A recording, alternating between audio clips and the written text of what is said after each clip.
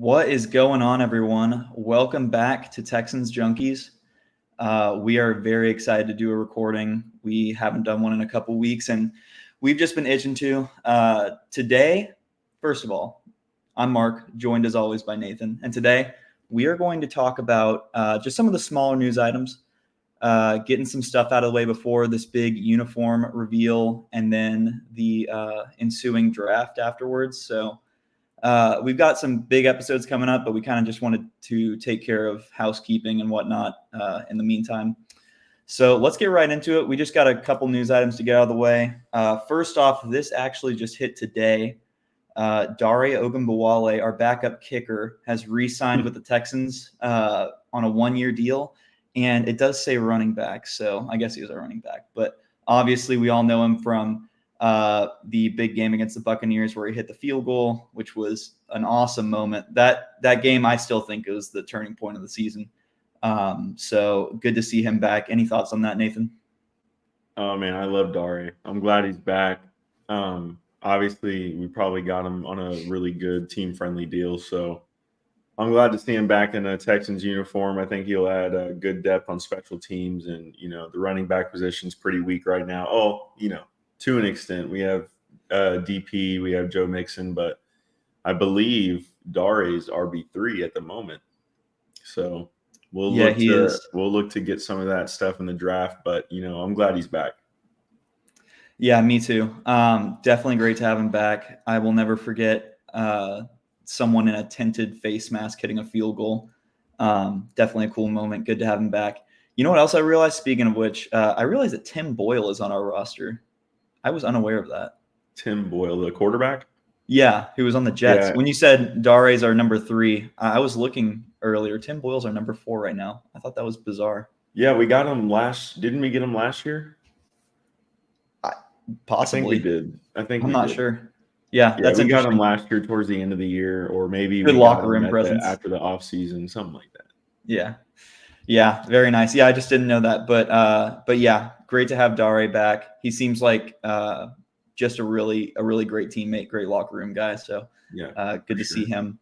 Our next news item: Azeez Al-Shaair, aka our Lord and Savior, will wear number 0. He's going to be lined up with Christian Harris as one of our 2 premier linebackers, and I personally think that is the best number that he could have possibly chosen. I think he's going to look amazing. Yeah, no, dude, it's that guy is wearing number 0 is going to look really cool on the field.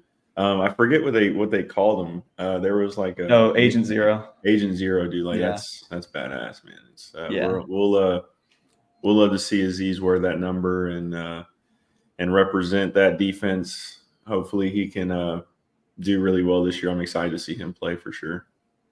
Yeah, I think out of all the players we signed, I'm most excited to watch him. The anticipation is building. So yeah, for sure.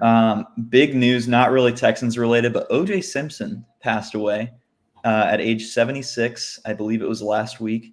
And although neither of us watched him, obviously, we're way too young for that. Definitely a huge presence on and off the field throughout his life. Obviously, the big trial and court case with regards to Nicole Brown, and I can't remember the other guy's name, but he died. Yeah, that's right.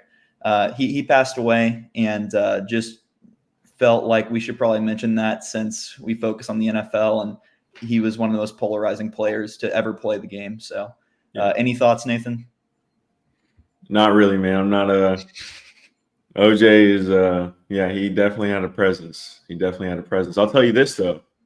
He did have my dad told me, because he was, watching the 90s and stuff, like he was around for that.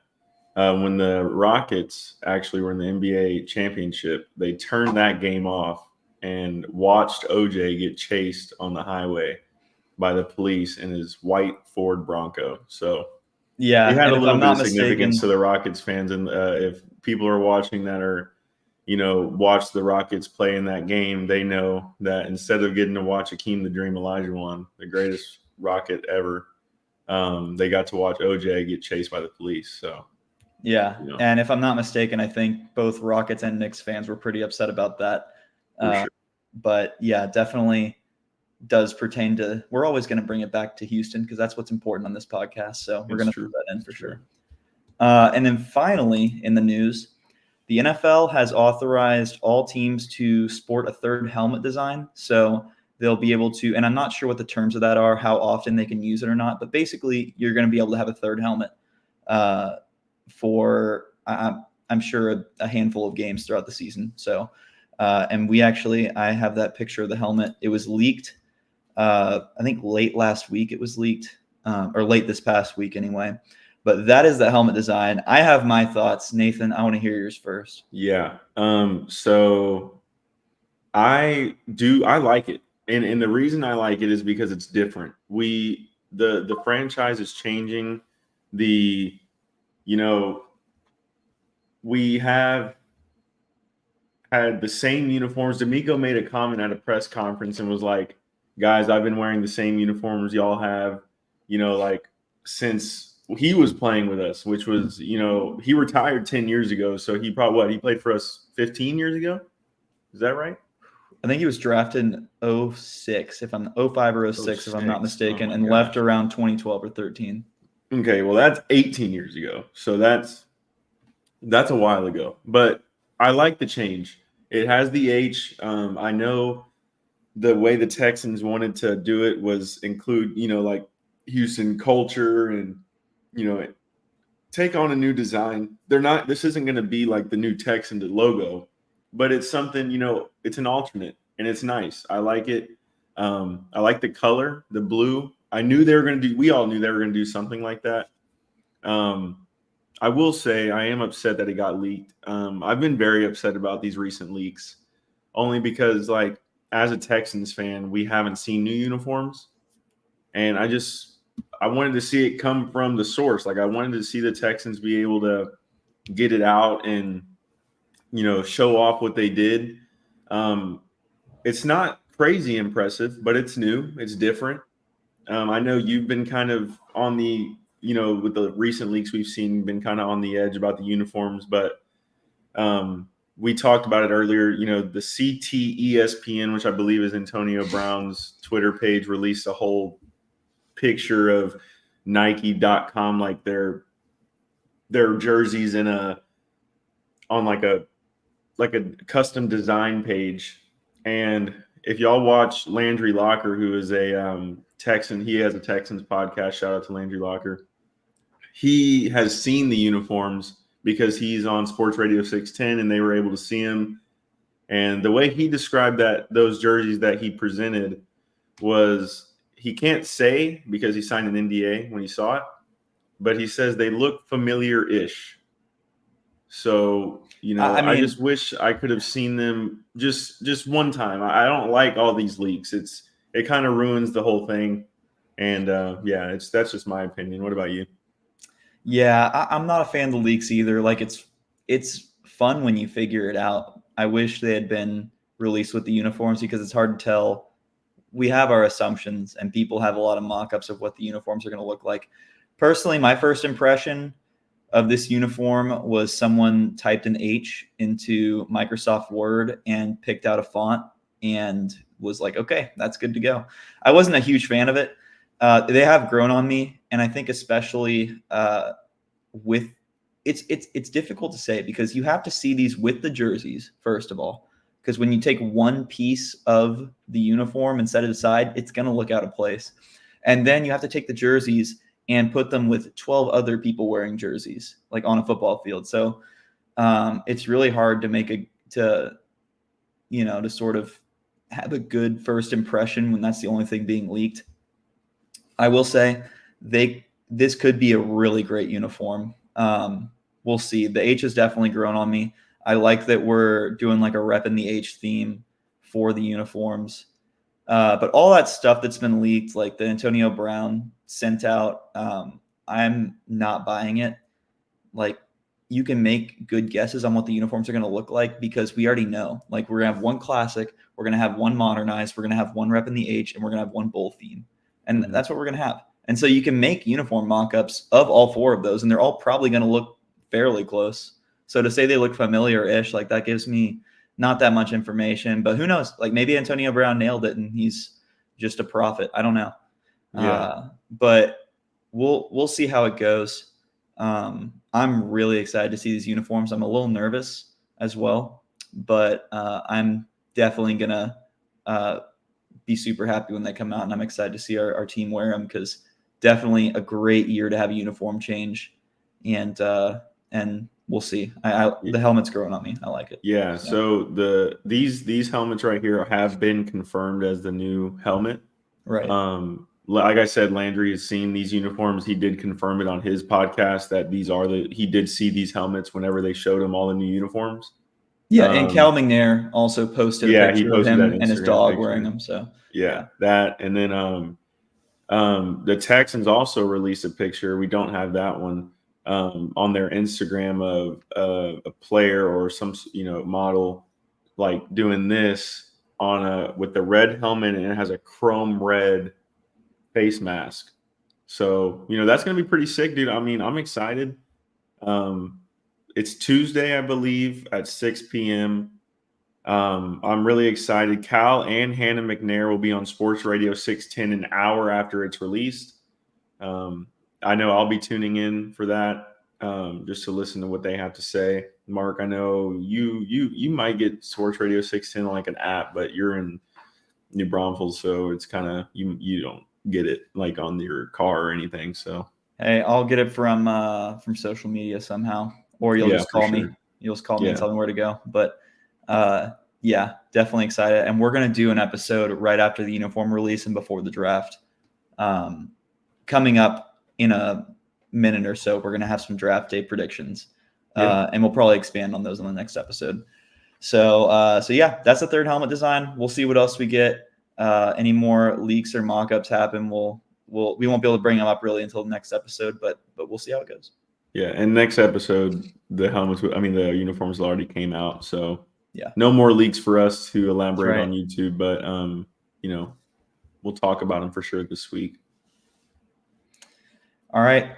Do you want to go ahead and get us started with draft predictions? We didn't prepare for these extensively, but we have a few that we've been wanting to share. So yeah, so like we've said multiple times, guys, we are not the experts at the draft.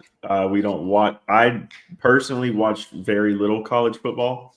I'm an NFL guy. I'm not a huge college football fan. Mark, I know you are. The only thing is like, even if you watch college football when it's on, we don't pay attention to the players as some of these other channels that have mock drafts and all that stuff. So we're pretty light on that side. We're gonna keep it simple, at least for me.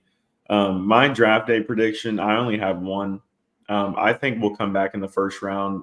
Nick Caserio had a press conference and alluded to the fact that they probably will move. They will move in the draft probably because I think they asked him.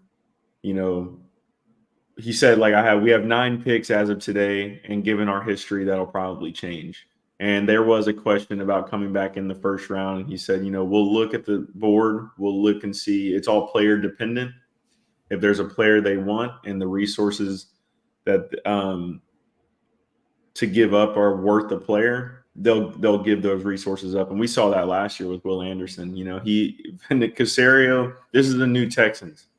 Caserio is not going to sit down and watch the draft happen. He is working around the clock that first day. And if he sees a player that he wants, that he thinks he can get for the right price, he will get him. And just to kind of elaborate on that, who do I think he'll come get in the first round? In my opinion, there's 2 players that I think he could. And one of them is Kool-Aid McKinstry, the corner from Alabama. I've talked to Mark about Kool-Aid a lot. He is injured, if I'm not mistaken. Huh? He is injured, if I'm not mistaken. I don't know. Yeah, he has a Jones fracture in his foot. But he also, with the Jones fracture, he ran a 4.4. So, I mean, just imagine when that heals. Look, Derek Stingley had injury, and look where we're at now with Derek Stingley. It's the same injury, actually. that Derek Stingley had coming out of college, I believe. But I think Kool-Aid could drop to a point where Caserio feels confident that he can move up 10 spots or so. So that one's kind of my easy trade. Like, I don't think it'll take a lot of resources to get him. Now, the one that will is Byron Murphy from Texas. I am a huge Byron Murphy fan. I think he could help this team in so many ways. He's a defensive tackle. Obviously, that's a position of need for the Texans. Mark, I think we talked about this too, but he ran a 4.8, I believe, and he's 280 plus pounds, I want to say. Yeah, that was like 295. Unbelievable. That's ridiculous. Like a 4.8 as a defensive tackle. He's fast. He's explosive. I think he with our D line with Danielle Hunter here, Will Anderson here, Byron Murphy right here, Danico Autry right next to him. It makes a lot of sense. It makes a lot of sense. I like it. But that will take a lot of capital. That's going to take probably our 2 seconds and a first next year. Ooh, you think that much? To move, I would where is he mocked at? He's mocked at about 16. I mean, we're at 42, so I think it's 42 and 59. So 2 seconds, maybe at first. You might be right. 2 seconds and So I think I do think it'll take that. Definitely, I don't think it'll take that for Kool-Aid. I think it might take 42 and 59. Yeah. But definitely for Byron Murphy, it'll take a first 2 seconds for sure, minimum. There's going to be teams that ask for more. Caserio has proven that he is not going to, bend down to other people and give them what they want. Obviously, Saquon is a prime example. He wanted too much money, and Caserio was like, nope, we'll just wait. And they got Joe Mixon for the right price for a 7th-round pick, which they got back 2 days later from Malik Collins. So, a day or two later.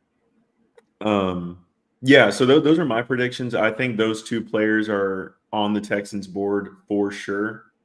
I don't think we go past 16 personally. I don't think that there's a world where the Texans give up. I told you that there was like some guy that made like a mock trade for it was Stephon Diggs, a first, and our 2 seconds to get up to 4 for Marvin Harrison.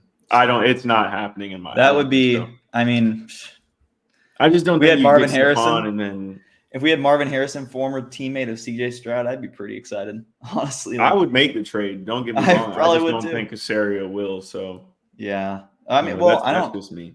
Yeah, I don't know if the Cardinals would take that. They might. But enough fever dreams. My only thing with Kool-Aid McKinstry is if we're treating this as a win now year and he's injured this year, that might not align with what Caserio wants. But I do like the idea as like a long-term play. So it could happen. Yeah. Okay, well, let's move on to mine real quick. So my first one is JJ McCarthy falls to the 2nd round. So this and you also confirmed my belief on this. This is the Will Levis of this year's draft. He's looked at as like the 4th quarterback, and then he gets a lot of hype, and then all of a sudden he's mocked to go 4th. Or it's absurd. Like I don't fall for this. I think after a while there's not that much NFL news, and the media is just looking for something to talk about. And they're like, well, maybe Jim Harbaugh takes him, and Minnesota just got our 1st-round pick. Maybe they're going for him, and I don't buy either of those. I think McCarthy is probably the 6th best quarterback in this draft, after Bo Nix and Michael Penix Jr. And I don't have a ton of evidence to base that claim off of, but I've watched Bo Nix and Michael Penix, specifically Bo Nix, in person because I went to Auburn. And the dude can sling the football. He gave me Johnny Manziel vibes when he was in Auburn. He had one absurd play that lasted like 12 seconds where he spun out of traffic and reverse field a couple times, and then made this amazing dart to the end zone. He has all the tools. He lit it up at Oregon. So did Penix. And I firmly believe that the quarterbacks who are successful and get drafted sooner aren't the ones who had good stats in college. They're the ones who win in college. They're the ones who bring a team, no matter, well, within reason, no matter how talented, to a high stage of the playoffs, and they win. And I know I'm saying that, and McCarthy won the national championship, but he doesn't pass the eye test, in my opinion, because that was a completely different offense. So yeah, probably poor evidence to base this off of, but McCarthy reminds me of Levis, and I think that he's going to go in the second round. And I think that Bo Nix and Michael Penix, maybe in the other order, will go before him. So that's all I'm going to say about that. Can I want to elaborate Yeah, on please, that one too. please do. Me and you definitely have the same line of thinking when it comes to him and Will Levis comparison. I definitely think that's the right way to look at it. But here's the difference, in my opinion. I do not think he'll fall to the second round, only because the one thing that you didn't mention is Bo Nix is almost 25 years old. Okay. So he is more like Stetson Bennett, who won 2 national championships and still went in the 4th or 5th round. He didn't pass a lot of people's eye tests because You're saying, wait, are you saying McCarthy is like Stetson Bennett? No. Bo Nix. Okay. Bo Nix is 25 years old. McCarthy is 22. Bo Nix has been in college football for how many years, Mark? 6? Yeah, he had the redshirt year and the COVID year. So yeah, so I mean, he's been in college football for a long time. So yeah, that's kind of like Stetson Bennett. The dude was slinging the football because he's a grown man playing against, kids basically. These are 18-year-olds, 19-year-olds. Like, he was 26 years old or 24 years old, 25, something like that. He was older though. You remember him, with Georgia, and by the way, Georgia was basically an NFL team. I mean, their defense those guys were ridiculous, dude. I mean, yeah. but that's besides the point. The point I'm trying to make is McCarthy falling to the second doesn't sit well with me, only because there was a lot of hype on Will Levis and there was top 5 talk.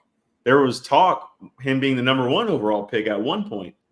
So this is what I see exactly what you're saying. He may fall, but the Vikings have made it seemingly they've made it clear that they want him because they're trying to trade up, and I do think they will make that trade. I saw some odds today for JJ McCarthy. I believe in the Vikings are minus 110 for him or something like that. So the odds makers believe he will go to the Vikings in the top 5, but the odds makers also had Ryan Garcia plus 800 to go to decision, and I took that bet. And I cashed yesterday along with some of my other friends who I told to take the bet. And I am really proud of you for taking that bet. So the odds makers are wrong a lot, but they're also right a lot. So it's kind of a toss up with JJ McCarthy. I like him. I don't think he's NFL ready yet. I think he will play under somebody. I don't think he'll start but if he goes top 5, he might. I will say I agree with you. And he probably won't fall to the second round. I agree with you, especially after making the Bo Nix to Stetson Bennett comparison. I 100% agree.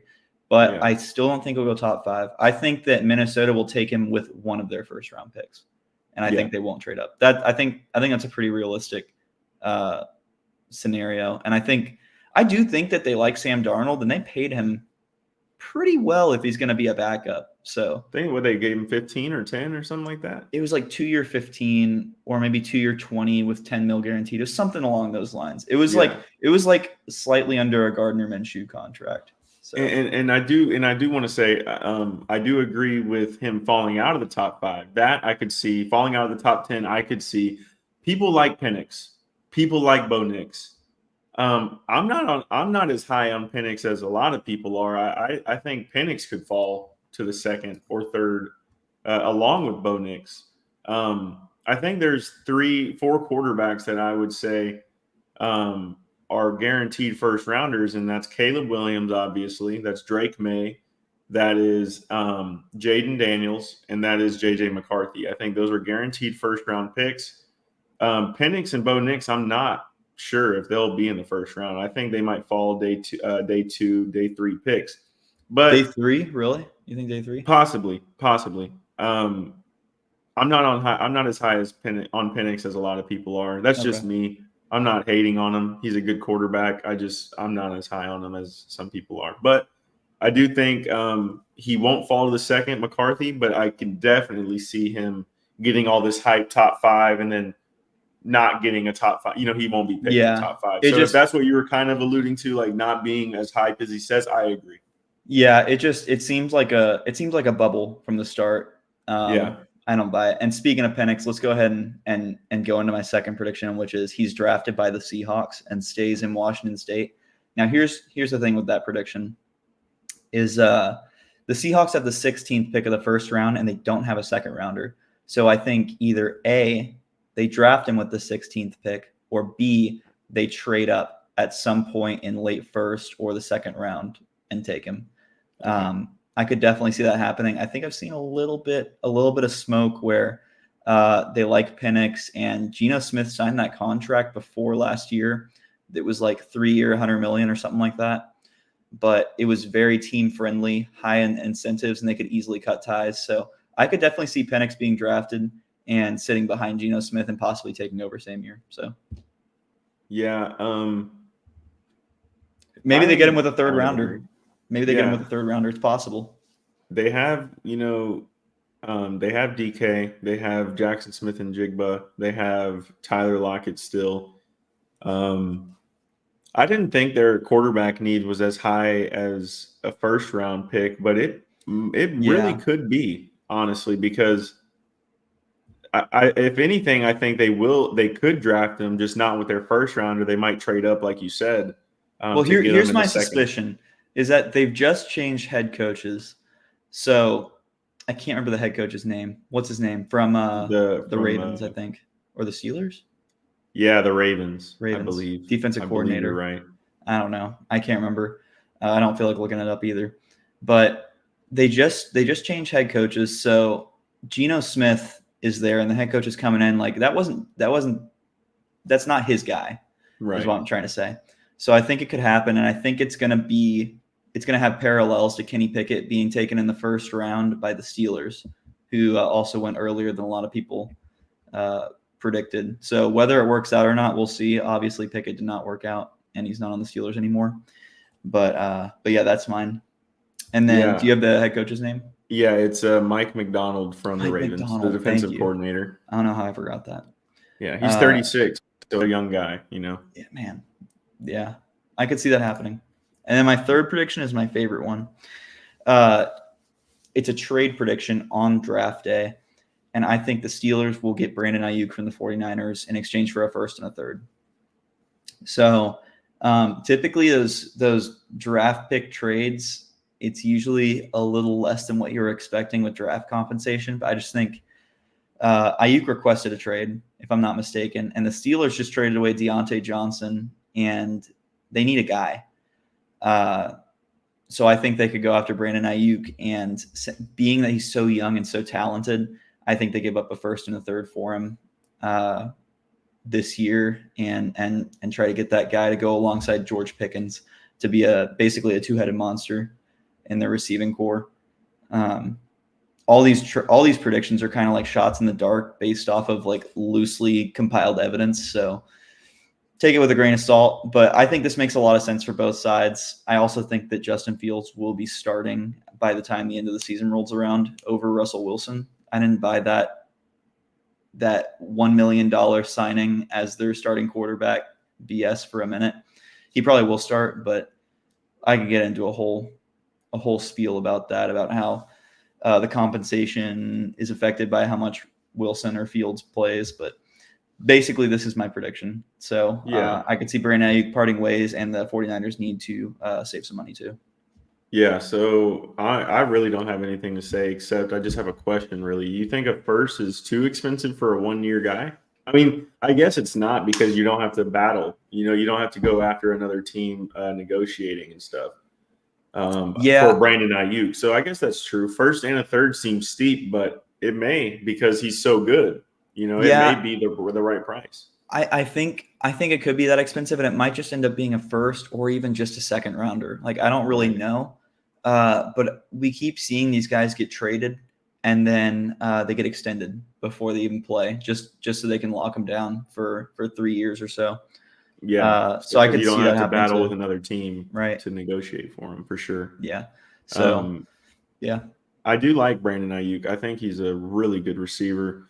And George Pickens won't cut it. And like you said, with the Steelers had the best quarterback room in the league with Russell Wilson and Justin Fields. Whoa. And What'd you say? it's true. Best in the They have the league? best quarterback room for sure. I mean, Russell Wilson and who's won a Super Bowl. I know it was a long time ago, but Justin Fields, I believe, like we've talked about before, the Bears screwed everything up. Yeah. By We getting agree rid on of him. that. We agree on And that. those are two really good quarterbacks. There's not a lot of teams that have a Justin Fields as a backup.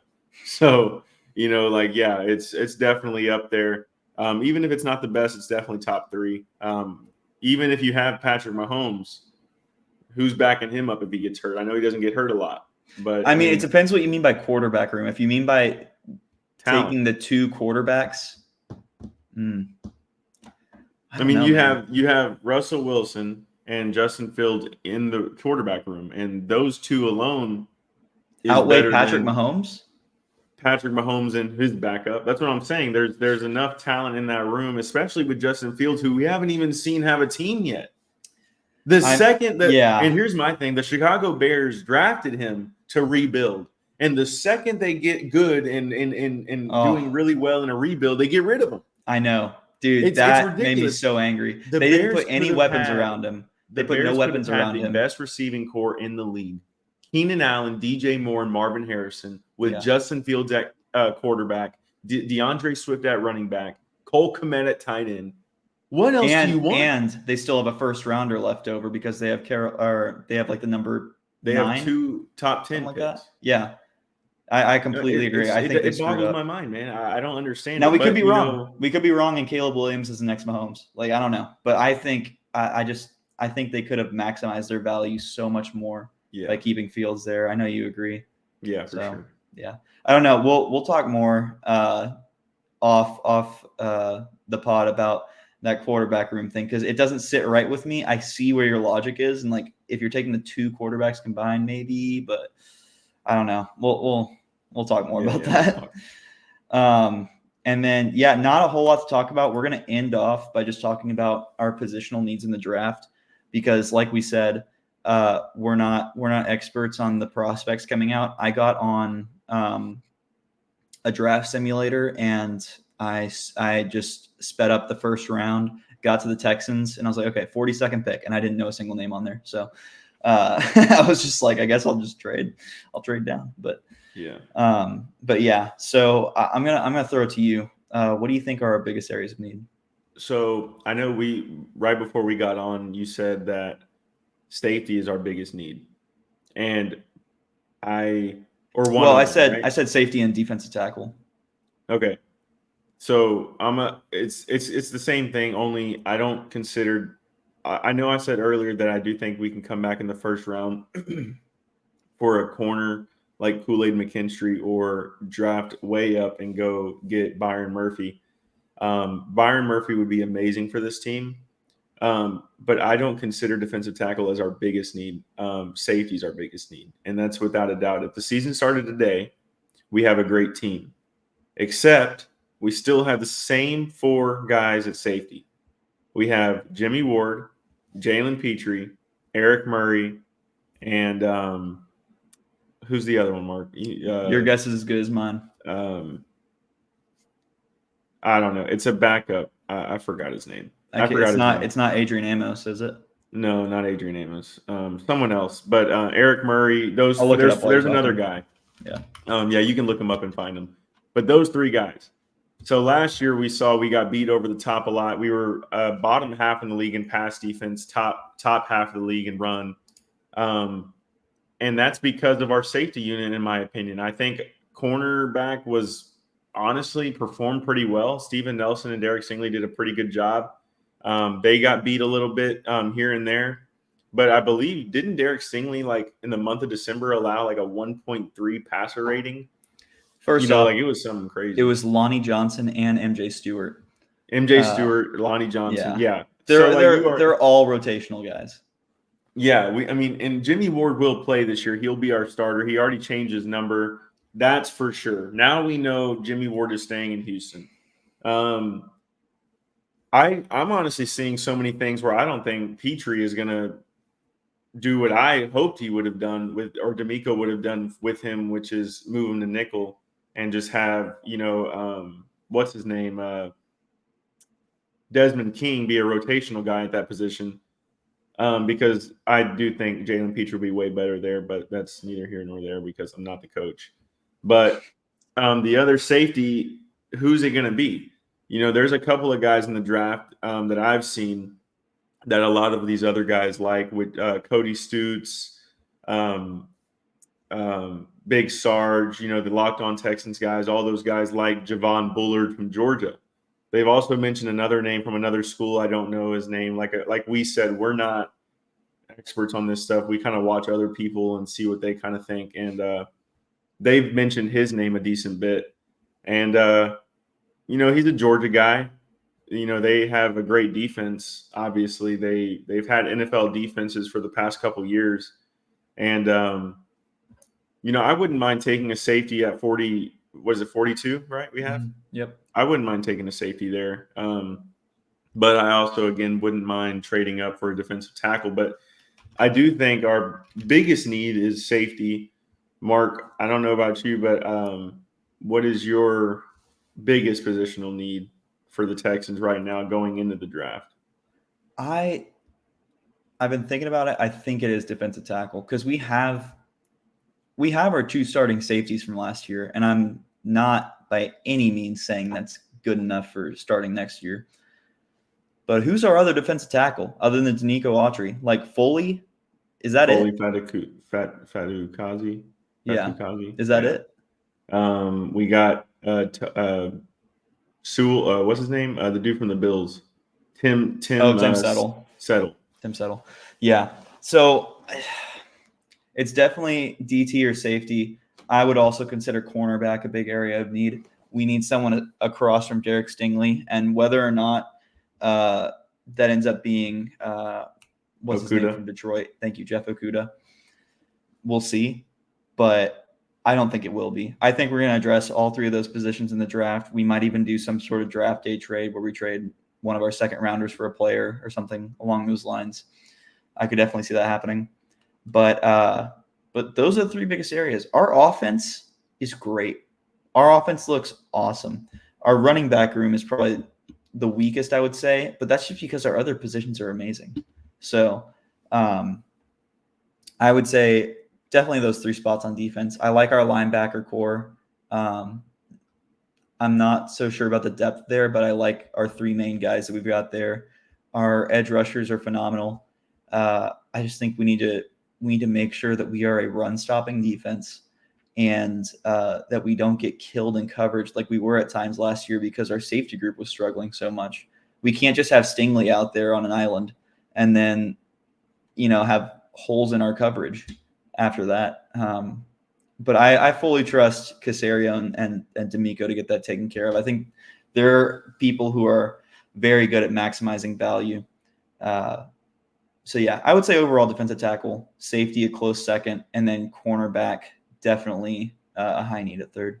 Yeah, so and here's my thing. Is there any way and I know you may know some names offensively, but I was watching another podcast where they said, what if it gets down to 42 and you see a guy I don't think he'll fall this far, but Adonai Mitchell from Texas, the wide receiver 1 for Texas, or Xavier Worthy, or, guys like that fall to the second. Is there any way you think Caserio says, man, I know we weren't expecting to draft a receiver this high, but he's here.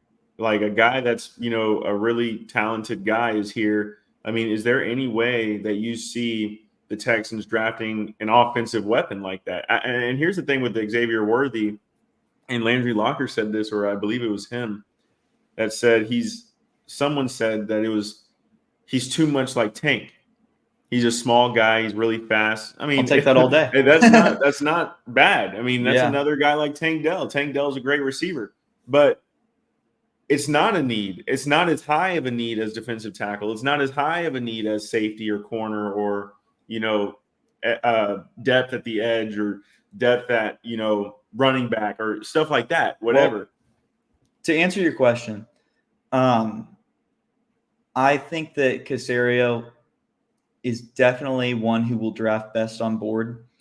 But in this situation where we just acquired Stephon Diggs and we have people like Mechie, Hutchinson, Robert Woods behind, I think he's either Noah Brown. We are so stacked at that position, dude. I think we're either going to trade out of that position or we'll just draft the non-wide receiver or quarterback best on board that we see after that. So you don't think that Caserio pulls the trigger on a receiver if he gets to that point? Because here's the thing, No. you mentioned guys on the team, but when it comes cut days, some of those guys will be gone. Robert Woods may be gone, just like what's his name, McKinney, right? Was it McKinney or last year we cut him, the middle linebacker, Christian Kirksey. Oh, Christian Kirksey, yeah. We cut him. He retired. It could be the same kind of thing with Robert Woods. He needs to get beat out. I don't think he deserves to be – I'm not going to say deserves. I mean, it could, but we've already cut one wide receiver, and I didn't even know his name when he got cut. I'm going to be honest, but it was like 3 weeks ago. But even after that, we have 7 wide receivers. So, I don't know. I think in that situation, it's tough because if those Texas receivers fall to there,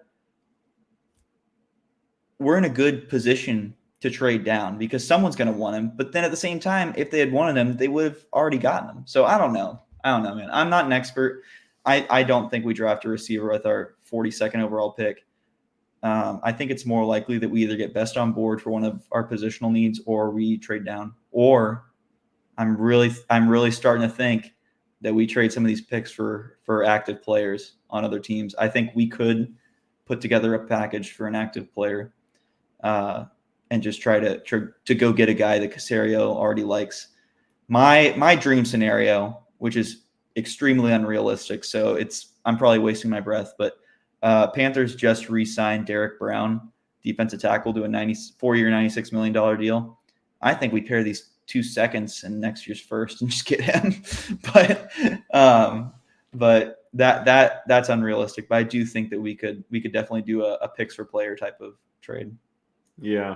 I'm thinking. So you think I don't think they stay at 59, right? Is it that 59?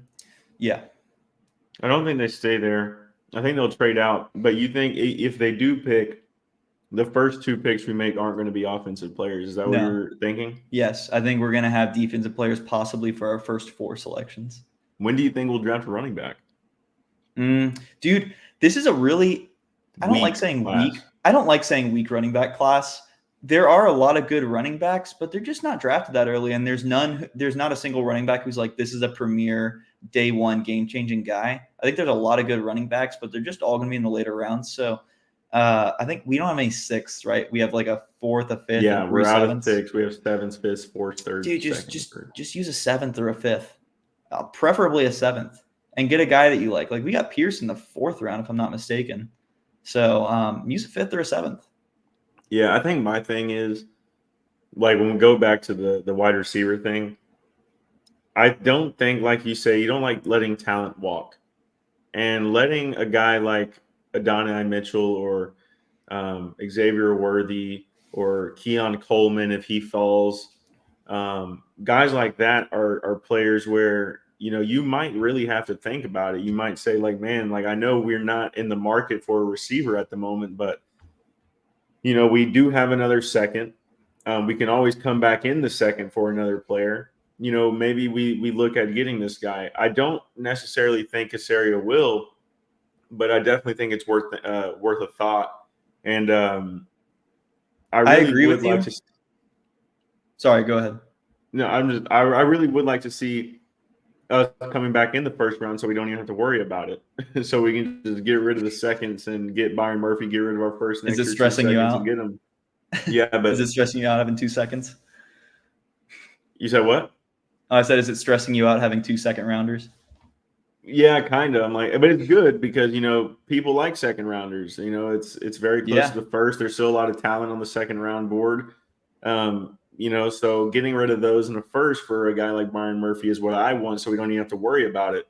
But if we don't, then I do think it's worth a thought getting the best player available regardless of position. I'm besides quarterback and you know what I'm saying? Like, receiver, a position that we weren't really. Yeah. I know Rattler came in for a visit. Guys, don't even worry about that. That's BS. He's not coming to the Texans. They do that for everybody. Tim Boyle is shaking in his boots right now after that Rattler visit. He is very nervous. I wouldn't actually mind Rattler coming, I guess, for a backup, but I like Davis Mills. I think keep it the way it is. See. Yeah, I don't know if he's the locker room guy that we want. Real quick, I just want to clarify something. When I said I don't like letting talent walk, I'm talking about active players who we have on the team. I don't like letting them walk. Like, I totally agree with what you're saying. Like, this wide receiver class is stacked, but they have not played an NFL snap. And I'm going to make this comparison, even though I don't agree with it. But Xavier Worthy and John Ross are have a lot of parallels. Like, they were like, not the best receiver on their team, but they were projected to be drafted somewhat highly. And then they run a 4.22 or a 4.21. And all of a sudden they're in the first round. And John Ross got selected 9th overall and was a bust. So yeah, he actually retired. Now I will say, I didn't even know that, but I haven't seen him play. But I will say that Xavier Worthy is a lot better than John Ross. So could he work out really well? Yeah. He gives me John Ross vibes though. So I don't know. I think there are better guys like Keon Coleman, who you mentioned. I love what's his name? Brian Thomas Jr. Dude, I think he's going to be phenomenal. Badass. Yeah, I think he's going to be awesome. Yeah. So we'll see about that. Roma Dunze, I can't remember. Yeah, something like that. Yeah, but those guys they're gone before 14th overall pick. So. Dude, I think Brian Thomas is going to be on the board for a 14th pick. Because I think Malik Neighbors, Adunze, and Marvin Harrison Jr. are going to be top 3 receivers. Yeah, dude, I think Brian Thomas is going to be on the board. But yeah, because I know there's an offensive lineman, Joe Alt. He's going to be top 10, and he's going to be top. Dallas Turner, Terry and Arnold. Those guys are going before Brian Thomas.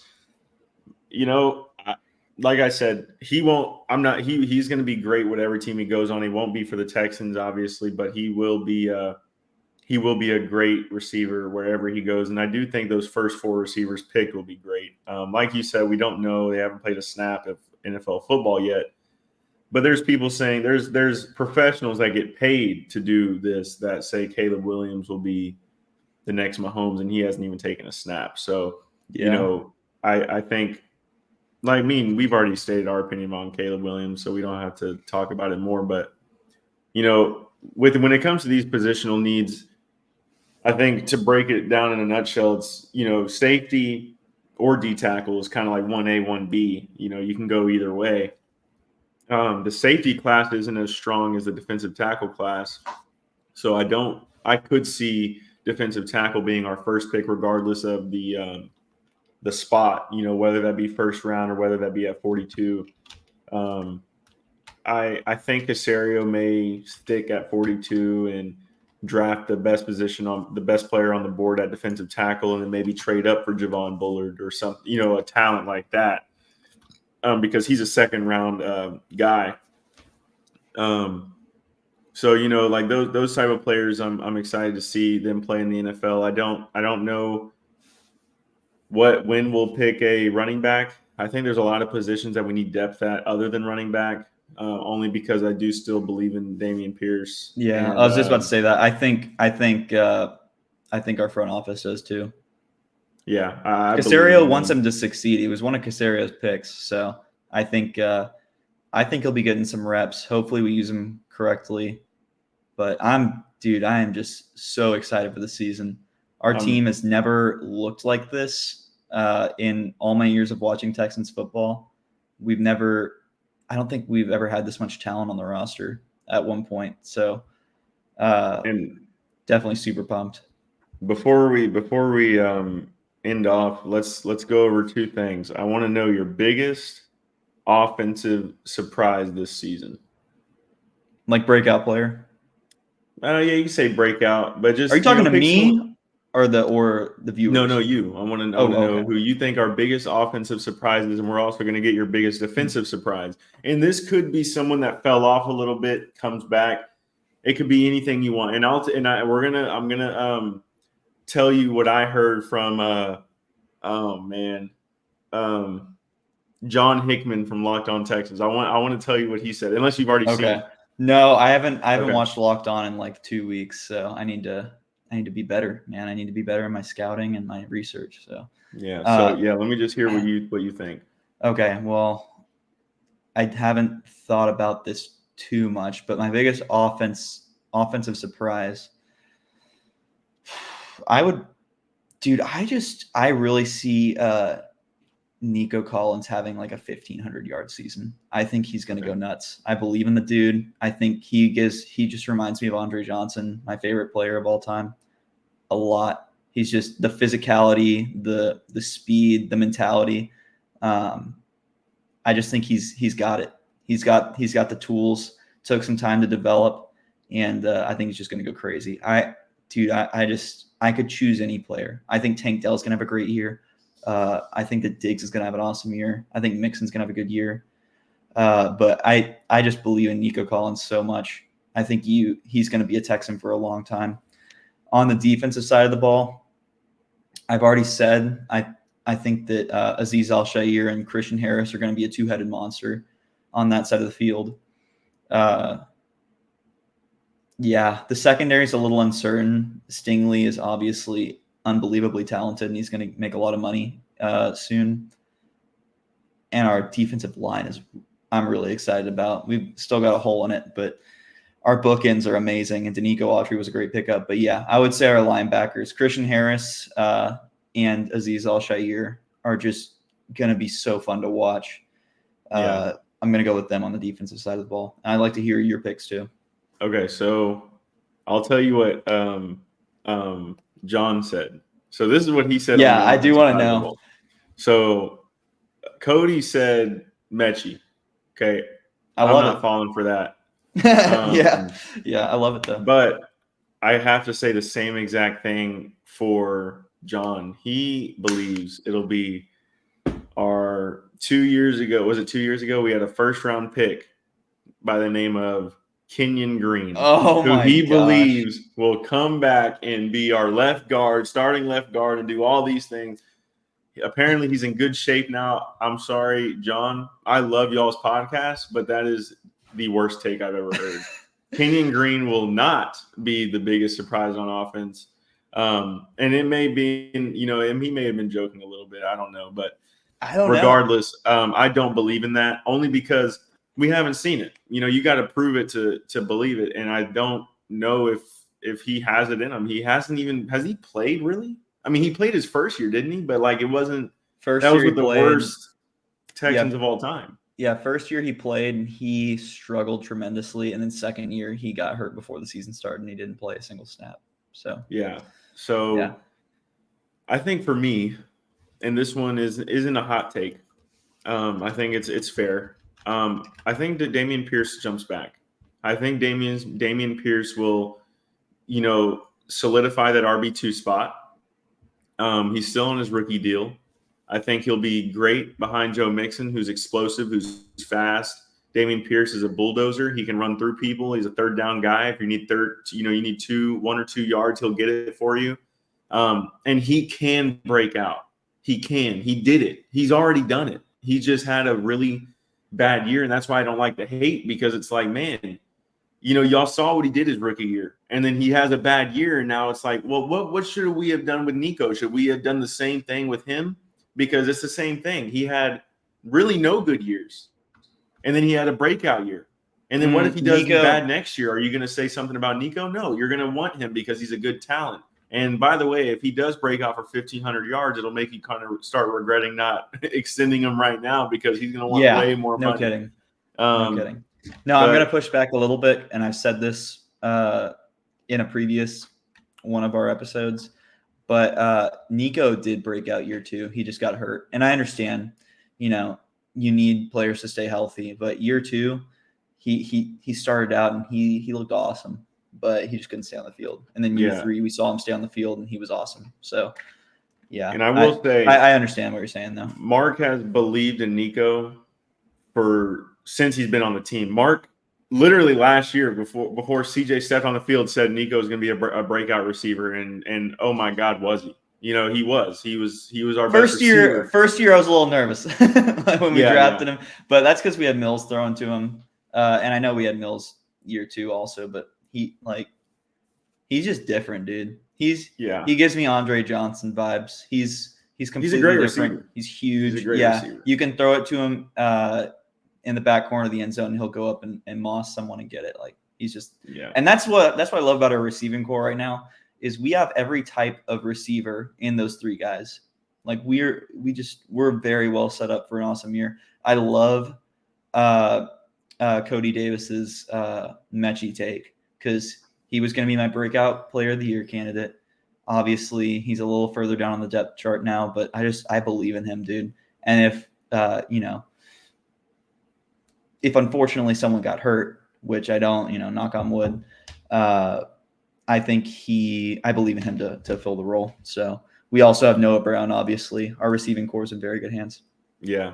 So I agree. I do think Dameon Pierce will be that for me because I believe in Dameon, dude. I believe in him. I do too. I really love Dameon Pierce on the Texans. I couldn't see him play anywhere else. I know there was some talk about him getting traded to the Cowboys, which I would absolutely hate if he went to the Cowboys. But I think he'll be great with us.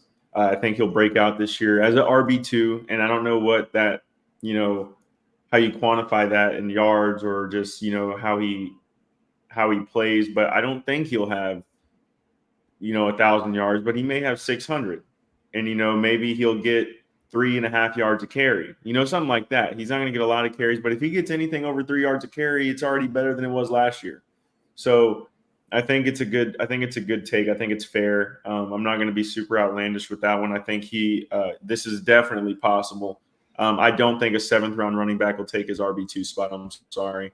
I would just love to see him catch some balls, be in the receiving game a little bit. I would love to see CJ check down to Dameon Pierce and get him in the open field. I mean, the dude's a bulldozer, and he can make moves to make people miss. So yeah.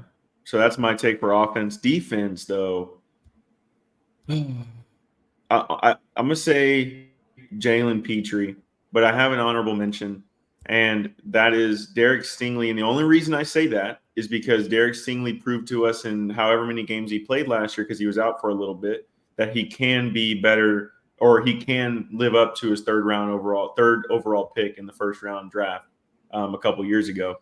And I still, people say like, oh, Sauce is better than he will, or, whatever he'll be. This is the year that Derek Stingley can prove that he can stay on the field, that he can stay healthy, that he can be that lockdown CB1 that a team wishes they had. And I think that's my honorable mention. When it comes to Jalen Petrie, regardless of where they put him, regardless if he's a nickel or if he plays coverage safety, covers the deep covers like deep pass coverage, like where he struggled last year, I think he's gonna jump out and make a splash, because they are going to draft a safety fairly high, whether that be in the 2nd or 3rd round. Those are fairly high round picks for a safety. There's no first round safety. So, in some sort of way, you will draft a safety in the 1st round because it's going to be one of the top safeties in the draft. Right. It's going to be one of the top safeties. So he's going to be fighting for a spot. I'm not saying we're releasing him. I'm not saying he won't be on the team. That's not what I'm saying at all, because that will not happen. There's a lot of teams that would trade for him or whatever. But Jalen Petrie, I want to be on the Texans. He's a Baylor guy. He's from Texas. I want him to stay here. I want him to make an impact on the defensive side of the ball. And I don't think necessarily they're looking to replace Petrie. I think they're looking to replace Ward, because this is his last year on his contract, and he's older. He's on the wrong side of 30. So it'd be great to have someone learn under Jimmy Ward. I think it would. And I think training camp will, Texans fans, in case y'all don't know, our season will start. Our watching the Texans will start a little bit early this year, given the Hall of Fame game. So We'll start training camp a little early, and we'll see how these guys perform. I hope these rookies can make an impact on the team. That's exactly what you look for in the draft. You look to hit every pick you make. Obviously, that's really unrealistic. Some people won't get the opportunity to play, but we'll see. We'll see this year. Those are our picks. I know you probably agree with Petrie in some sort of way. I like the honorable You mention. hope he's successful. 100%. But that's really about it. We kind of covered a lot of our draft stuff that we wanted to cover. We covered some trades, the helmet, and stuff like that. Good to see Ogunbowale back.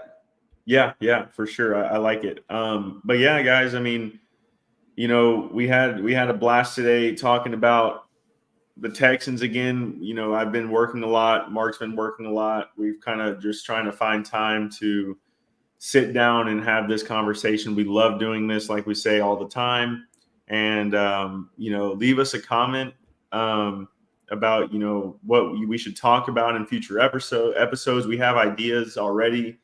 And we would love to hear some feedback. So, just subscribe to the channel. Let us know that you're liking it. Whenever you want to see a video come out, if you're fans of this Texans Junkies podcast, we have fun doing it. Hit the bell. That gives you a notification whenever we release an episode. So, but yeah, guys, it's been awesome. We're definitely going to be having an episode this week for sure. I don't know.